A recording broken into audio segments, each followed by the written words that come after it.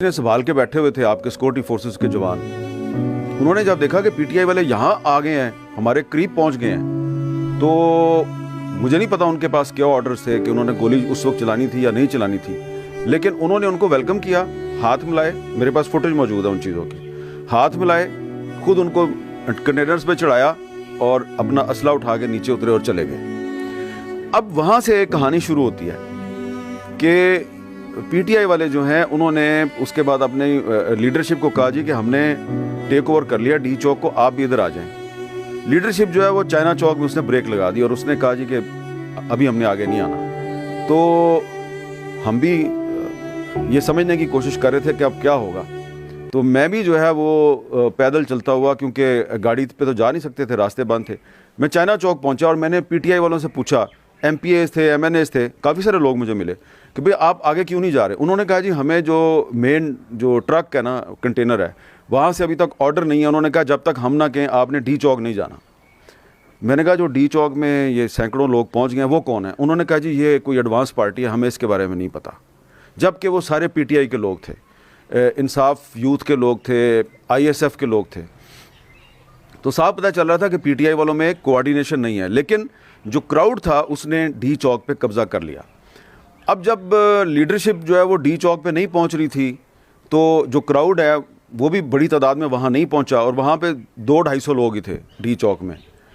तो जब social media पे ये पोस्टें आनी शुरू हो गई कि डी चौक पे कब्ज़ा हो गया है, और तमाम पाकिस्तान का इलेक्ट्रॉनिक मीडिया जो है, तमाम टीवी चैनल्स, उन्होंने ये खबर ब्रेक नहीं की कि पीटीआई वाले जो हैं वो डी चौक पे पहुँच गए हैं।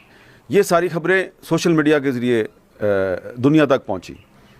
तो इसका क्या मतलब है कि मीडिया जो है वो प्रेशर में था और उसको इजाज़त नहीं थी कि आपने हक़ाइक़ को रिपोर्ट करना है।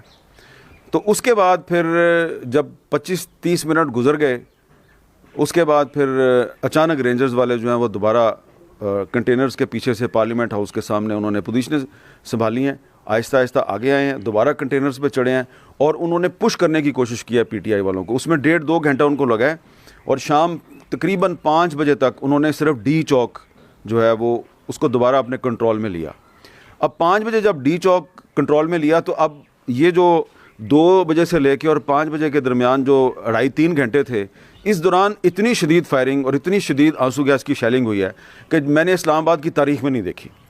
और मुझे ऐसे लग रहा था कि मैं लिबनान में हूँ या फ़लस्तीन में हूँ या मैं अफ़गानिस्तान में घूम फिर रहा हूँ, इतनी फायरिंग थी।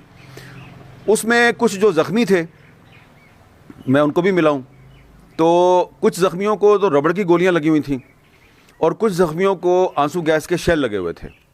मुझे कोई ऐसा ज़ख्मी नहीं मिला जिसको कि कोई क्लाशनकोफ की या राइफ़ल की गोली लगी हो। लोग ये कह रहे थे जी कि हमारे कुछ लोग मारे गए हैं, वो उनकी लाशें अस्पतालों में पड़ी हुई हैं।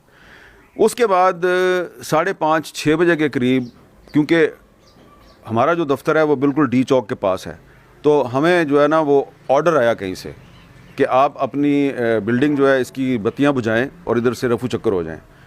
तो अब एक टीवी चैनल जो है उसके लोगों को कहा जा रहा है कि जी आप इधर काम नहीं कर सकते, आप लाइटें बंद करें और चले जाएं। और उसके बाद कुछ खबरें जो हैं वो फीड की गई कि थोड़ी देर में ऑपरेशन होने वाला है। और अब उसमें दोबारा जो है मैं फिर क्राउड में चला गया।